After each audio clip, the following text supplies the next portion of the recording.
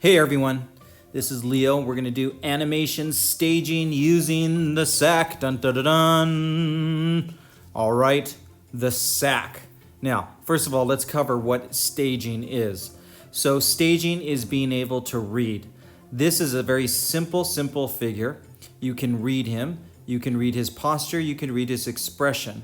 If we change him around to doing something, like say running for his life, even though it's so simple, you should be able to read what he's saying at the first glance. You should be able to read his action and what he's doing. And so he's scared and he's running away. His hands are in front of him. So this is the very simple character. He has a head, he has a body, and he has limbs. But we're going to simplify him even more for animation purposes. Because as you know, for animation, especially for 2D animation, the more simple a character is, the easier it is to animate. So we're going to introduce to you the sack. Yes, ladies and gentlemen, it is the sack. The sack has many possibilities and can be used for any acting purposes, any and all acting purposes. A simple sack of flour. In India, they call it atta. Isn't that crazy? But yeah, so in India, they call it atta, but we in America call it flour. In Europe, they call it, I don't know what they call it in Europe, to be honest. But anyways, so the sack is going to be used to be your character. So how can we do that? Look at, there he is right there, and he's imitating that little character that I did, that first one. And you can see I stretched and moved it around, and you can do that with the sack. Now you can only do it so much. You don't want to do it so it looks like he's growing volume, where you're breaking that little rule there, but you can kind of fudge the rules a little bit with the sack, and you can make that little knot on there, on the corners, you can make it turn into a bit of a mitten, like a little hand if you need it to be. Okay, let's take this running one. There's the line of action right there. And see, I'm using those little corners there, and using the little knot with the folded over cloth like feet. And I'm going to put the hands in front of it, see? So there's your sack. Now, obviously there's no expression because there's no eyes, but the expression will have to be expressed in the body, and that's why we're using the sack, because there's no expression. So you can't use the mouth or the eyes or anything like that because he doesn't have any, right? You can't use something that you don't have. So in our sack, it's just a simple sack. Let's look at the anatomy of a sack. It's a circle and a rectangle on top of it. That's the easy part. Now the rectangle part, or the square part, is filled with air, and the bottom is filled with flour or sand, whatever, anything that's heavy inside there, okay? So this sack actually has some real weight to it, doesn't it? And the anatomy too, there's a little stitch on the side, and then there's the 4 corners on each corner where the sack is tied. Those are the top corners, okay? The top corners, and then followed by the bottom corners. And we're gonna use that for feet and hands, all right? So now, in using the sack, it can be as simple as this. You just wanna make sure that you don't flatten it. You wanna remember that ball in the bottom is a volume and things go around it. It has weight. Okay, it's heavy on the bottom. You should be able to feel that weight on the bottom. You can imagine like a 50-pound bag of sack will be very heavy. In contrast, it's not filled all the way to the top. It's like those bag of chips you buy at the market where there's only 5 or 6 chips in it and the whole thing is filled with air. Well, the sack is not so much. It is light and loose in the top because it's just fabric. It's just a burlap sack, not even a paper sack. It's a burlap sack. And so it's filled with air on the top. There's nothing else, and all the sand or flour has settled to the bottom of it. If it was a Doritos bag, it would be just completely puffy because it's absolutely 100% filled with air with 3 chips in it, right? You know what I'm talking about? Okay. So on a brick wall, leaned against a construction site on a brick wall, there is a unassuming sack just sitting there minding his own business, and he has no life to him. He's just waiting to be used. Maybe there's concrete powder in him or something like that, but it's just sitting there. And we'll put some light on it and put that stitch on there, and just put some shadow to just really get that it's just a sack. This is what we're using, it's just this sack. But I want you to see the heavy, how it's bulging out on the bottom, because that's the weight of the sack, and how it's wrinkled, and there's no real weight on the top except for the weight of the cloth on the top. So there's no life in this sack. This sack is just leaning up against the wall before it's used in a construction site, okay? There's no life, but it's still solid. It's drawn in a very solid way. You're gonna be tempted to flatten out your sack, but try to keep your sack solid. Try to keep the ball in it that's on the bottom very, very heavy. Always think of it as heavy. All right, staging. Can your drawing be read? You know, when you read a book, you read it, you understand it, right? Your eyes glance over the letters and they form a word and a concept that you can understand. Well, it's the same thing in drawing. Can your drawing be read? Can people read your drawing? Here's our easy humanoid character. And what is he doing?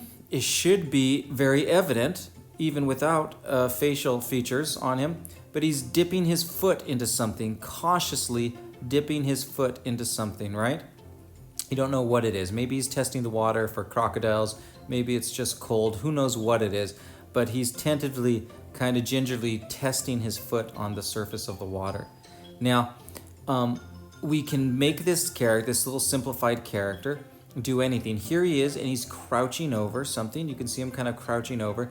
And I stretched out his hand, and his hand is hovering over something. Doesn't matter what it is, but it's hovering. He's about to grab something, or he has grabbed something.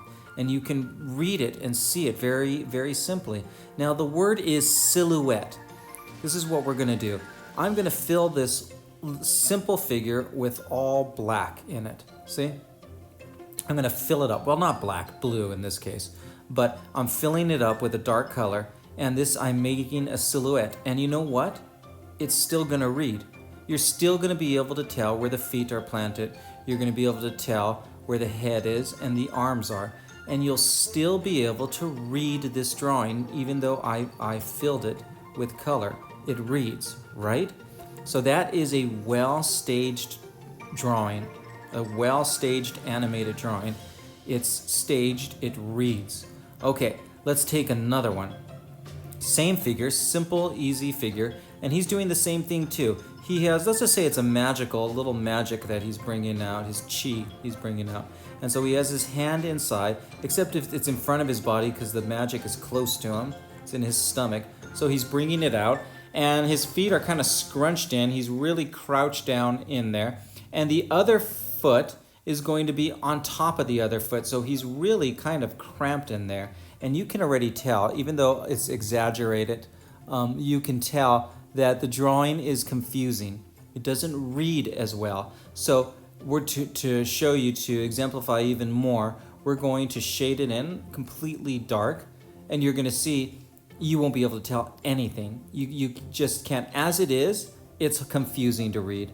So if you show your drawing to someone and they can see exactly what it is, exactly what's happening, then it reads well. So this is now filling it in, and as you see, it's not helping at all. It's just making it more and more confused.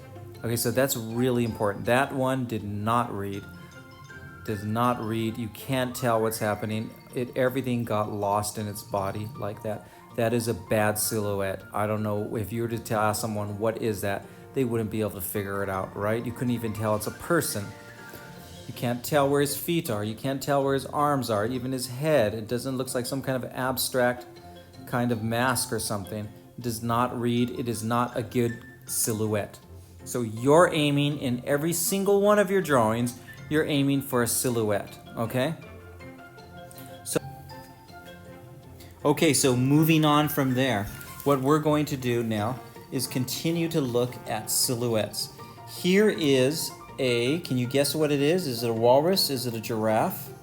It's kind of an odd, weird shape, and I'm just doing like a contour line kind of, can you tell?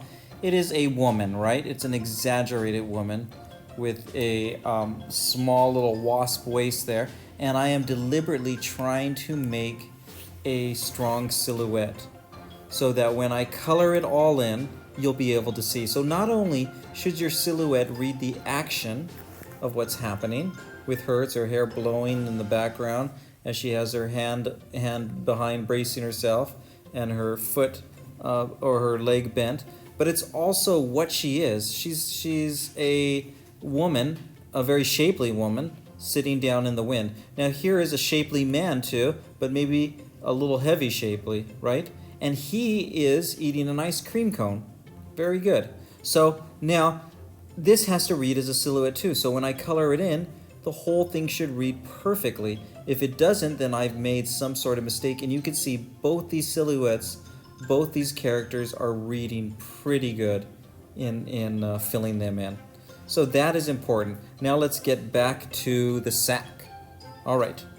So from here on, we're going to be talking about the sack and how he's moving and how you're going to have to caricature. Now, there is a lot of complaints from students as they saying, oh, the sack can't pick up things and he can't throw a ball because he doesn't have any arms. And yes, it's true. It's one of the difficulties of being a sack. You try being a sack.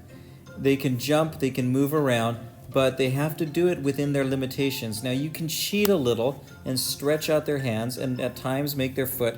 We do that a lot in animation. A lot of times we have bird feathers all of a sudden turn to fingers when bird feathers don't normally do that. But in a cartoon we can, right? Why are we in the cartoon business if we can't do fun little things like that? So you can cheat with your sack, but you don't want to make it look like it's so different than the original concept of your drawing of a sack that it looks so different that it's off model is what we call an animation.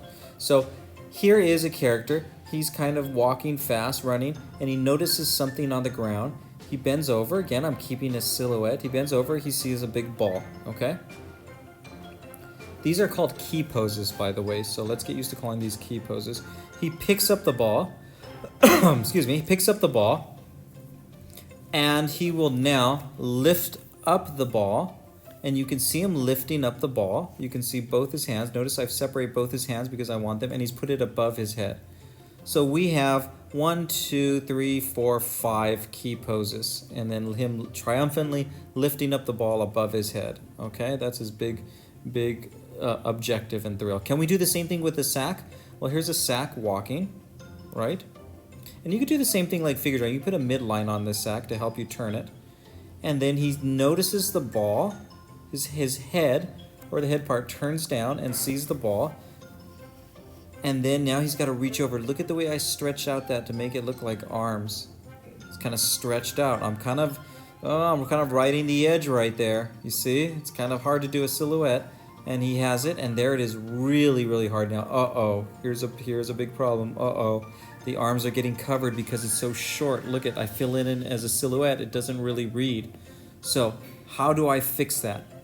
Well, just by trial and error. Again, you got to know the sack has short hands. It's not his fault. Look at him. Poor guy. He's like saying, oh man, it's not my fault that I have small arms. It's the way I was drawn. It's just who I am.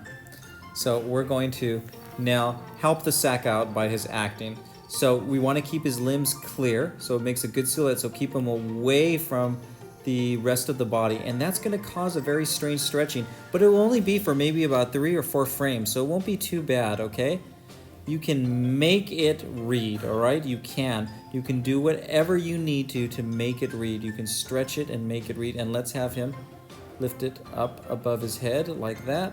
See? So these would be the key poses for getting that ball. And notice I have his arms stretched out, and yet they're not really close in and interfering one with the other, right? So stretch the arms, move them out as much as you need to without having them actually grow and gain mass into huge arms, into huge human arms, okay? So you can do it with the sack. You can do almost every movement. I've animated the sack doing almost everything. Here he is holding the ball above his head. Now I had to really play with it. I had to really figure out how I was going to do it, how I was going to get him to hold it above his head. And you can see I'm still struggling. I would still go back and see what is the best way to do it. Maybe that's not the way to do it. Maybe there's another way to do it. This is just my first pass, and let this be a warning to you. You shouldn't always go with your first pass. You should do it over and over again till it reads perfect, till you're absolutely happy with it. And then if you're not, go back and see if there's anyone that you can settle on. but first try to get the ideal position. So I'm going to go ahead and go with a darker line, but to be honest, I'm still not happy with this one. I would still try a couple of more poses to try to get it to read even better than that. So that is the sack holding the ball above his head. But again, I think this key pose can be pushed even more, and I really honestly think that, like Richard Williams said to one of the Disney animators, who was, I believe, Frank Thomas, told him that you can work all day on one key pose because you want to get it right. You want to get all those key poses correct. Okay, so now we know what we need. We know we need silhouettes. We know we need strong acting poses. It's up to you now to bring your sack to life and make sure that it reads, that it looks like a solid sack filled with sugar or sand or flour at the bottom and air on the top, and we have to have the acting read. So remember, like I was saying about Frank Thomas, he really said, don't be worried to spend all day on one key poses. Your key poses are your storytelling poses, and they're the ones that are going to really carry the acting and the story of your drawing. So a lot of information, as you can see it whizzing by here, that I've given you. Go ahead, you try it with your sack and really concentrate on those key poses, trying to get the sack to speak and to move around and to act and everything without saying a word. It's called acting.